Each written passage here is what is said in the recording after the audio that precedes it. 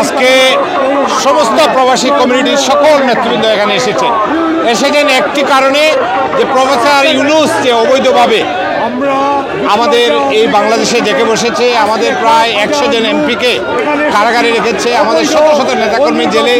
আজকে বাংলাদেশে যে পরিমাণ হত্যা নির্যাতন হচ্ছে, এবং আপনারা জানেন যে প্রায় 20,000 কোটি ডলার বাংলাদেশ থেকে পাচার হয়েছে গত দশকে।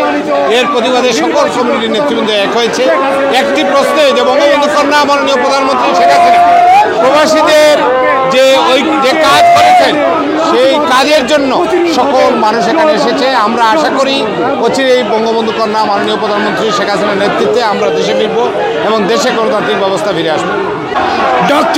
ডক্টর ইউনূসের স্থান লন্ডনে নাই।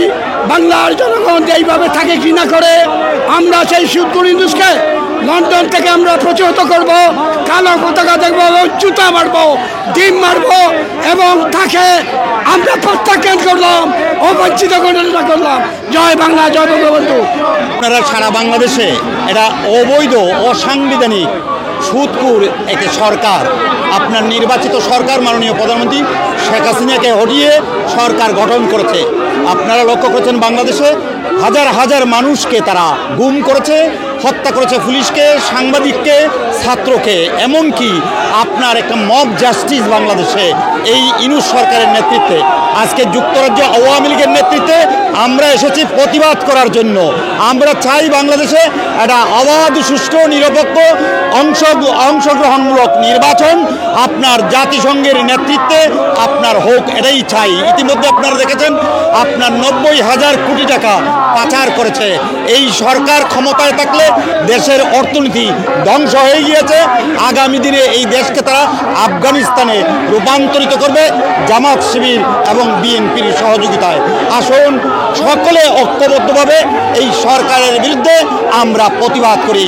জাতিসংঘ সহ আন্তর্জাতিক বিশ্বের কাছে আমাদের আকুল আহ্বান, বাংলাদেশ একটি গণতান্ত্রিক রাষ্ট্র। জাতির পিতা বঙ্গবন্ধু শেখ মুজিবুর রহমানের নেতৃত্বে 71 দেশ স্বাধীন হয়েছিল।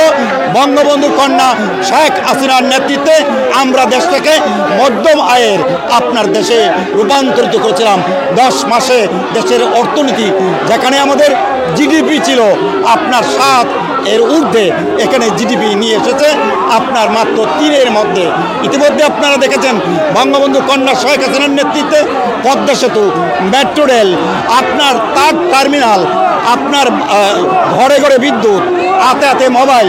আমরা কিন্তু এই সরকারের বঙ্গবন্ধু কন্যা শেখ হাসিনার নেতৃত্বে আপনার বাস্তবায়ন করেছিলাম। আপনারা লক্ষ্য করেছেন শুধু বঙ্গবন্ধুর কন্যা শেখ হাসিনার বাড়িতে আক্রমণ করে নাই, 71-এর রাজাকার আলবদররা আপনার 32 নম্বরে হাত দেওয়ার সাহস করে নাই।